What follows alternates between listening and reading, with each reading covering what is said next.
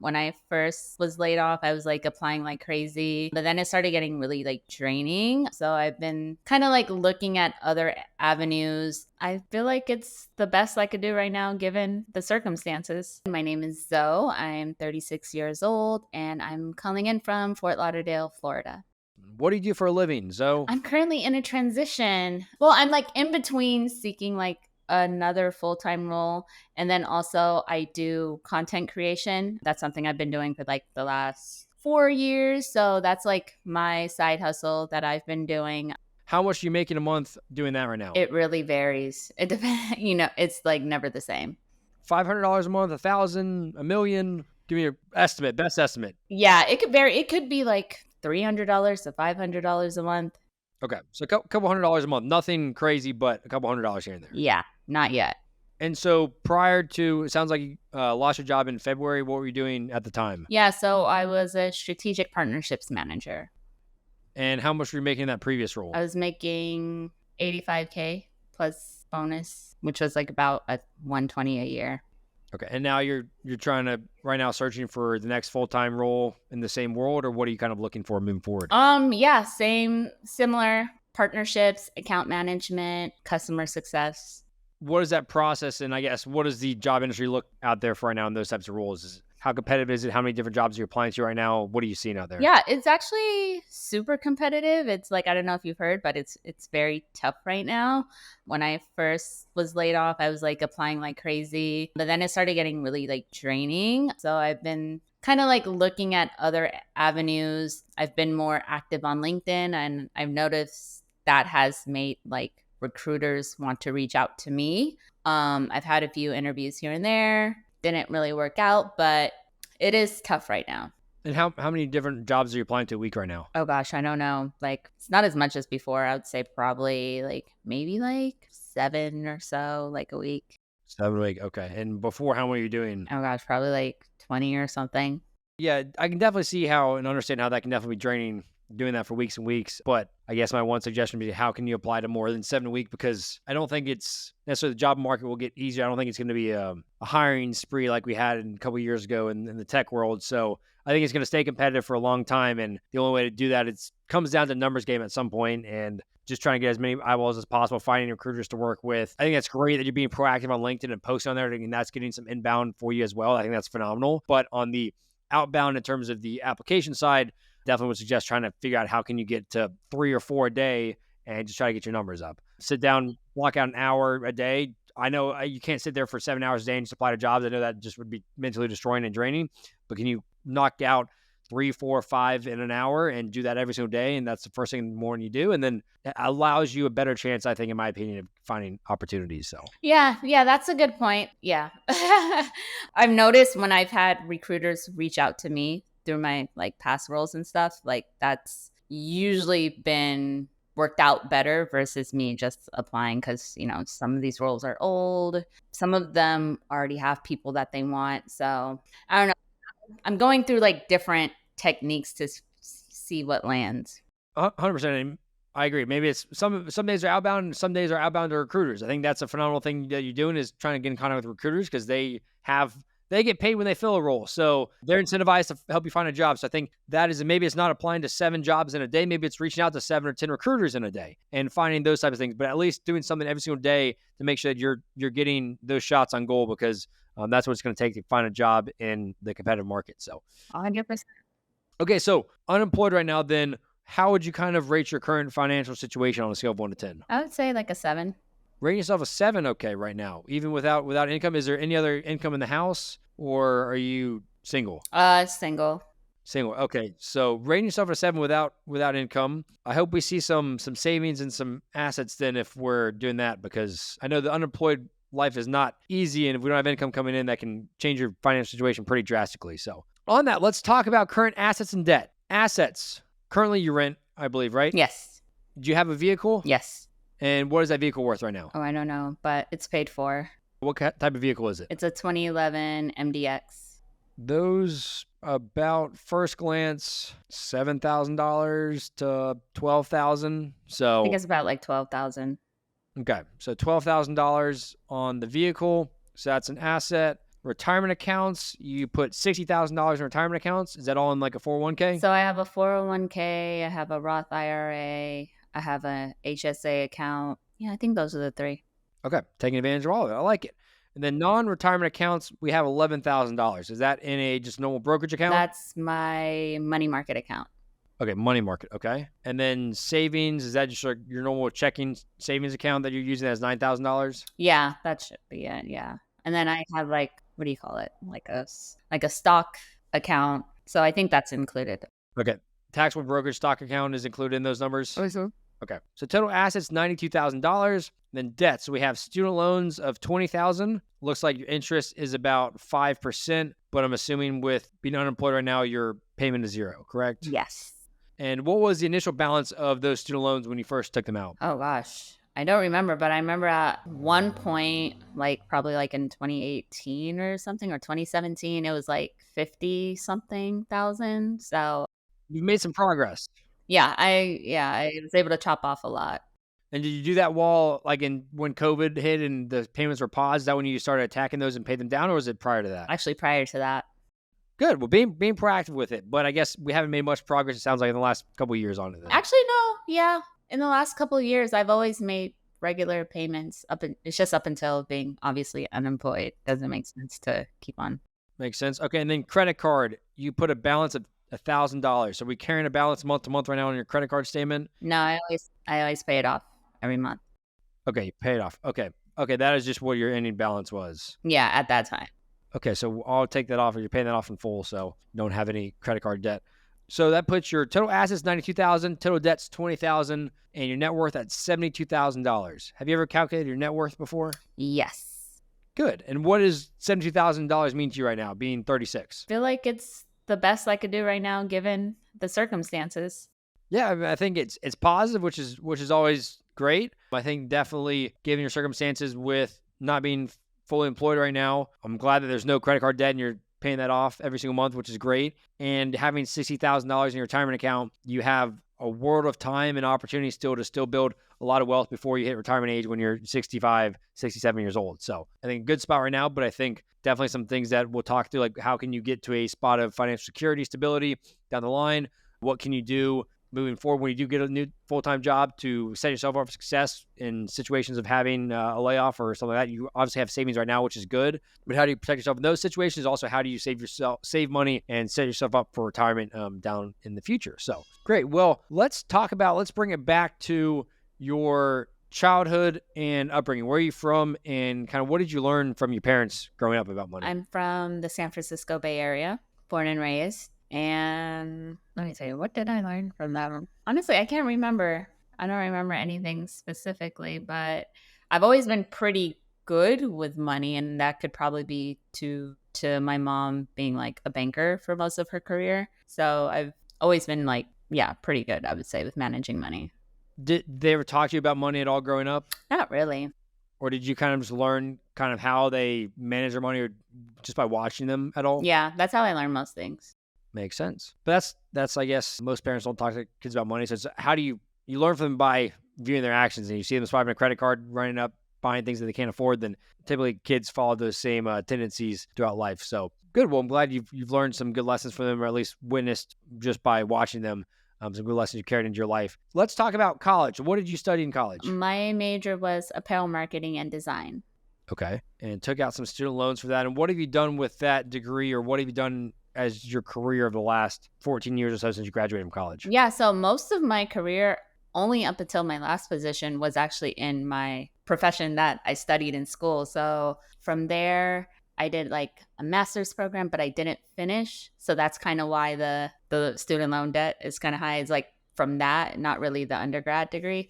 And then from there, I had an opportunity to work overseas in Bangladesh, which I got firsthand experience in my field. Went on to work in New York. Up until 2 years ago, I moved down to Fort Lauderdale. So yeah, I've been using my degree pretty much. Awesome. Well, that sounds fun too, living in different cities and different countries and getting to travel a little bit with that. Yeah. But hearing the master's program without finishing and hearing there's debt from that, that's probably not a fun fun thing to look back on, I guess. Is that a regret even going to the master's program of yours? No, not at all. Because if it wasn't for me going there, I wouldn't have even had the opportunity to have the internship overseas that turned into a full-time position overseas. Like, So you got the job through the intern or through the master's program. through the school. Okay. So it paid off in that regards. It wasn't, hey, did this master program, never utilized that at all, or connections or anything from it. Okay, so you got some use out of it, which is good. We still have some debt on the table from that. So okay. Well, let's talk about your current budgeting process then. So how do you currently manage your finances? Do you use any tools, spreadsheets, apps to manage your expenses every single month, or what does that look like? It looks like me checking my bank account every day, making sure there's nothing that crazy that's lurking there, like pending. Yeah, I have a pretty watchful eye for those things for like all my accounts. I also have a financial advisor, which is how he got me started with the Roth IRA account like some years ago. And yeah, just living within my means. And that's pretty much what it's always been for me. Okay. So, but budgeting wise, you don't, I guess, categorize your expenses, mainly just looking at your bank statement and seeing what's in there. Yeah, I don't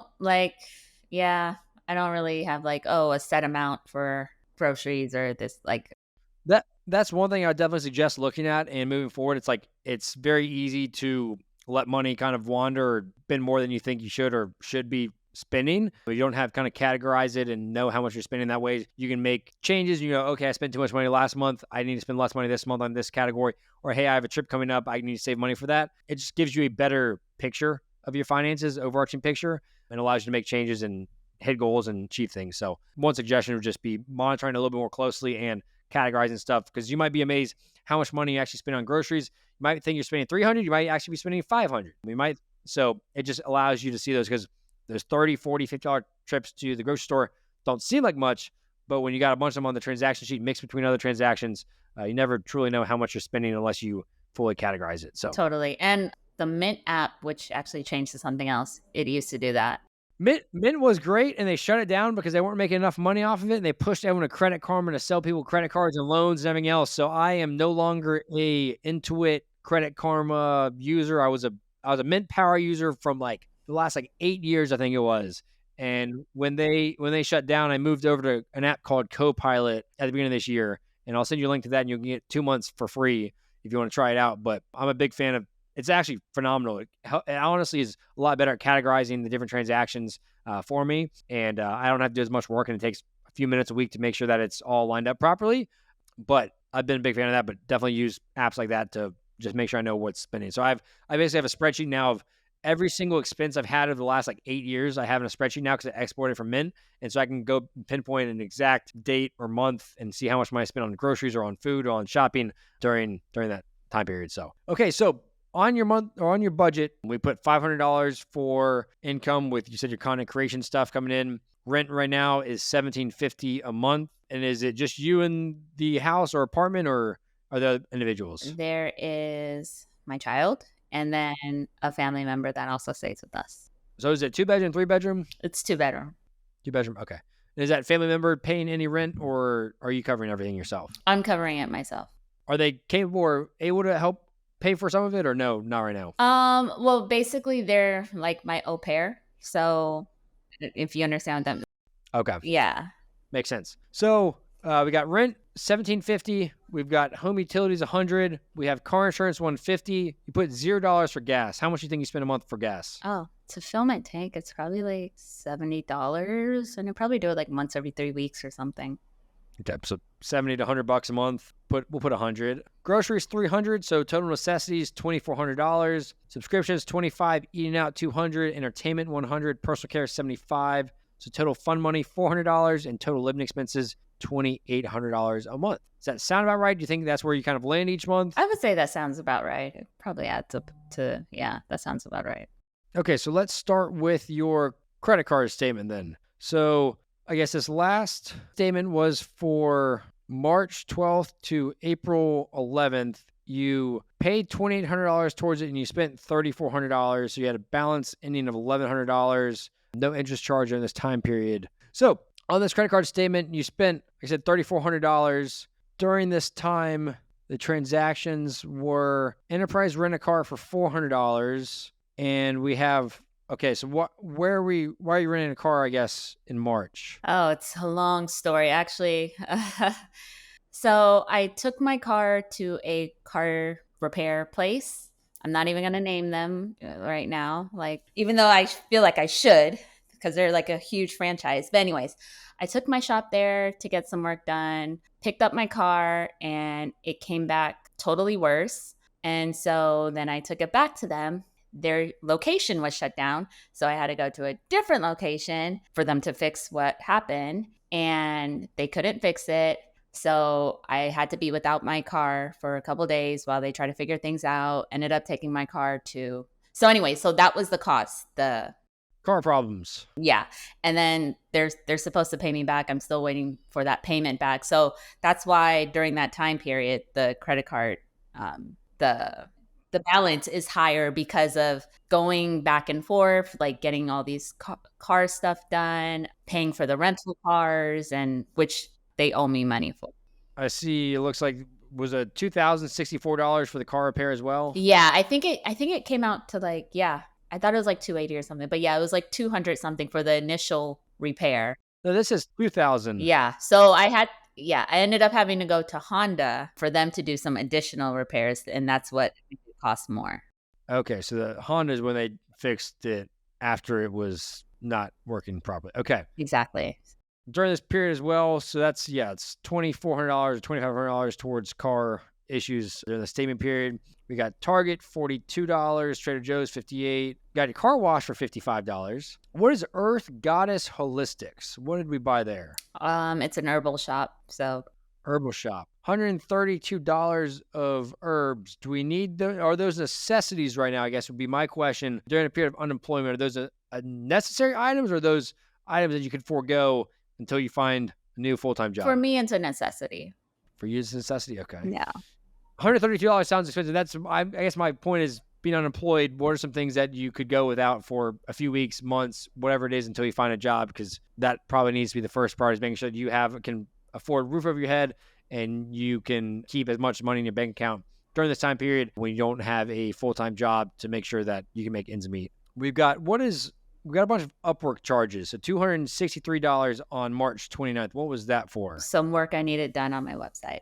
Again, I guess, are those things is that for like a portfolio, or what is that for? Because like, Well, the website is to help me make money, so I need to have that done. okay, guess it depends on what it is, but that makes sense in terms of trying to generate income, but finding someone experienced to help work on that. What else we got? We got gas, $42, Target, $110, and Target, $39. So we spent $150 at Target in a day. Were those necessary items? Probably groceries. Groceries? Okay, get groceries at Target? Yeah, sometimes. It depends on what it is. So on your bank statement, we had about $12,000 on here. We've got your Sirius XM. We pay for radio these days? Honestly, that's been canceled. I didn't even know they were charging me. So that's been canceled. It ran on April 2nd, so you've canceled it since then? Yeah, a while ago. I thought you watched these statements like a hawk, and you're letting the Sirius XM come by? No, when it first appeared, when I just saw it appear once, and that's when I was like, no, because I guess I must have been on some sort of trial where it's like a free trial, then they charge you. But yeah, once I saw that, I canceled it. Okay. So we've got, what else we have? We got credit card payments on here. We've got parking for $3, parking for $1, Trader Joe's. We got our nails done for $64. Or getting your nails done when we don't have income coming in, is that a necessity? For me, it is. Yeah. And I don't know, it might be difficult for you to understand, but as like looking my best helps me with my confidence during a difficult time. So for me, yeah. I'm all for looking for your best, but I'm just saying, are there ways to do it cheaper? Is it ordering or getting nail polish at the grocery store and using that to do your nails versus spending $64 and probably tipping on top of that? But these are things that I'm just trying to point out, are these things that are necessities while you're unemployed, and are these things that you can save even 50 or 100 or 200 bucks a month to slow your burn down while you're looking for your next full-time job? We can't change the past. I'm just saying, moving forward, these are things just consider. Hey, do I truly need this until I have a roof over my head? Or are there ways that I can go about it that are cheaper alternative. So then we have a lot of little transactions on here, some different PayPal transfers, it looks like, for $27 and $15. There's not many crazy things on it. I think the biggest crazy thing was the car, which was $2,400, $2,500. Besides that, there's a lot of small transactions, grocery store, a couple Amazon things here and there, but nothing crazy on that side, which is good. But I do think just a few minor tweaks with necessity items, making sure that you're only spending things that are necessities, will just be beneficial to you to make sure you only spend money on things that you truly need during this time period right now. Because with $12,000 in your bank account, granted, that is 5 months basically of runway that you have until, and that's saying you don't earn a single dollar to that you can live off of. So you do have runway from that regards, but I just want to make sure that you're spending things on only necessary items during this time to extend that a little bit further. But you're smart, confident. I know you'll find something sooner than the next 5 months, but it's just something to think about when you go and swipe things. So swipe your card. What do you think some of your biggest financial mistakes in your life have been? So maybe just not negotiating for better salaries in some positions. I would say that's it. Makes sense. And I guess I do have one question so when you got laid off, how much money did you have in your savings, and what kind of drove you to having a savings prior to, over the last few years? Like, have you always thought about building an emergency fund, or is this just something that kind of came to you as, hey, I need to save money and have it tucked away? I mean, yeah, it's just always been something that's been natural for me, just to always have money tucked away. I've been in a position where I've been unemployed before, so like this is not new to me. So it's like back in 2017, I think. And I was making way less at that job. So I had way less, but it still worked out. It always works out for me. So yeah, it's just something I've just naturally done. Just always had money stacked away. Are you familiar with the term emergency fund? I am. Great. Yeah, that's what you did. And that's what this is for, is in periods of unforeseen circumstances, like getting laid off, you had $20,000 or more saved up, and hey, that allows you to pay for a roof over your head, not go into credit card debt, and buy you time until you find the next opportunity. So you're a prime example of why emergency funds are so important, because you never know what's going to happen, when it's going to happen. Whether it's your car, $2,400 in repairs while you are unemployed. If you didn't have an emergency fund, you would be stressing right now. And right now, you at least have 5 months of runway without making a single dollar that you can afford to survive. So I have no doubt in my mind that you'll find something before then. But living life with emergency fund is a lot less stressful when these times hit, because you can afford to live. So Totally. what would you say to anyone out there that does not have an emergency fund built right now? What would I say to them? I would say start one right now as soon as possible, even if it's a little, like, I think when I first started saving, I was doing like 20% of every check, putting it away. But even if you can't do that, if it's just like $20 or $50, it's very, very important, because you never know. You might have good days, good months, good years, but you never know when that might change. Life is a roller coaster and has a lot of unexpected twists and turns. So Exactly. awesome. So on the investment side, you have a Roth IRA, you have a 401k. You said you have some stocks as well. And HSA. In your HSA, yep. Are you invested in single stocks or invested in index funds? What do those investments look like? Single stocks with a couple that pay dividends monthly. Okay, and what's your reasoning behind doing single stocks versus index funds? At the time, I didn't really know too much about index funds. Yeah, it was just, I knew more about the single ones that were paying dividends. So that's what I went with. This was like years ago. Okay, so have you been contributing to your Roth IRA 401k over the last few years, or is it years ago you did that and haven't been contributing as much? Oh, no, I've been contributing monthly monthly up until I stopped working. But yeah, for years, ever since, like, I don't know, it's been a while now, but yeah. And so when you're doing that, even at the end of last year, were you still putting that all into single stocks then? So the single stocks was just like when I felt like it, like extra money. But like my retirement accounts, that was just like every single check goes in automatically. And then the single stocks was just like, okay, when I feel like it, I got like this extra money. Okay, so mainly, I guess, in your retirement accounts are mutual funds, index funds, and then... Oh, you mean what's in my retirement? Okay, I thought you... Yes. Sorry, I hope I was confusing you. But yes, no, I do have index funds in my retirement account, but it's not managed by me. It's managed by my advisor. So I should have said that if that was confusing.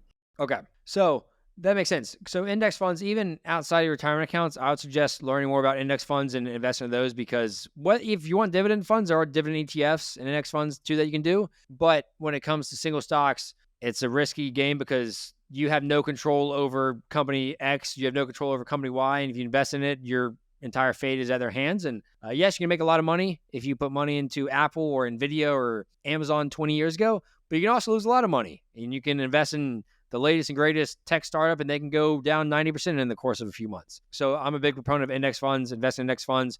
I learned the hard way and lost way too much money in single stocks a few years ago and realized, hey, I'm not the next Warren Buffett. Let's invest in index funds and only index funds because it diversifies me. I don't have to sit here and study P&Ls or earning calls. I can just set it, forget it, and automate it, and makes life a lot easier and less stressful in that regard. So definitely something I suggest talking to your financial advisor with if you have one, like you said, but also just on your own, educate yourself more about index funds and make sure that's the kind of route that you go. Does that make sense? Yeah. So far I have like a little bit of everything. And for comparison, I think in 2000 versus 2024, I think there's only 3 companies in the top 20 by market cap in the United States. So if you're investing in single stocks in 2000 and you invested, say, in the top 10 companies in there, only probably 2 or 3 of them are still in the top 20 today. So it's very difficult to pick winners over the next 20 years. Who's going to be the top? Is Apple still going to be the top? Is Amazon still going to be the top? Or is there companies that are being started today or haven't even been created that will be one of the largest companies in the world when it comes to that time? So Complete. awesome. Well, I do have one final question about investing. Have you ever made a risky investment in your life? As far as investing at all, like single stocks, crypto, options, anything crazy like that? yeah, of course. I feel like most people have. So what'd you do and what'd you lose on it? Oh gosh, I don't remember. It was probably just like $500. It was a crypto coin. I forgot which one it was. It was like doing really, really well, and then Until then. yeah, exactly. But it was one of those coins. I think I lost like $500 from it. It happens to the best of us. So Yeah. well, so right now, looking at current finances, I think the biggest thing, which obviously is number one priority, finding a job, continue to hustle on that. I think you're doing a great job being proactive on LinkedIn, posting on there, but continue to find recruiters, continue to apply to multiple jobs a day to get inbound, to get opportunities at your doorstep there. Number 2, I would suggest budgeting. You get back to using an app like Mint, like used before. Use Copilot, You Need a Budget, Monarch, one of those apps that help categorize and track your spending so you know how much you're actually spending. Yeah. Once you find a new job, build your emergency fund back up so you have 6+ months of expenses because, like you said, you've been in this situation before and the savings helped you get by and it's helping you right now. So make sure you build that back up because life will continue to throw you curveballs like it does everyone. And then once you've built up your emergency fund, let's start attacking the taxable brokerage account or your 401k, even more Roth IRA. Make sure you're maxing out every year. Continue to invest index funds in your retirement accounts and then taxable brokerage accounts if you allow it. So do you know how much money, I guess I'm curious, do you know how much money you'd have in your retirement accounts when you're 67 years old if you invested $1,000 a month from now until when you're 67? Take a guess, $12,000 a year for the next 31 years, averaging a return of 7%. How much money would you have? Take a guess. 67. 900,000. $1.8 million. So it's a beautiful thing about compound interest. You have $60,000 right now in your retirement account. And once you get a job, continue to put money in your 401k, Roth IRA, start doing all of those things, even more money, maybe more than 12,000, maybe 7,000 in your Roth IRA, plus additional 5 or 10,000 in your 401k. You'll be in a great spot 31 years from now if you sit it, forget it, and continue to attack it every single year. So That's good to know. awesome. Well, Zoe, thank you so much for your time today.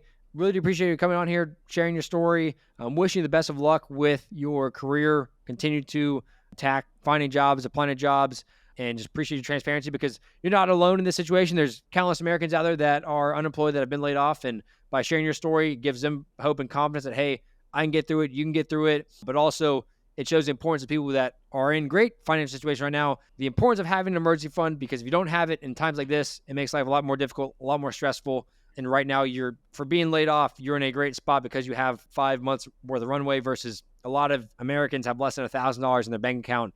And the second they get that news, they're stressed up to their eyeballs. And right now, you at least have the comfort of having an emergency fund set up. So I think a lot of people can learn from you from that. So Appreciate it. I hope so.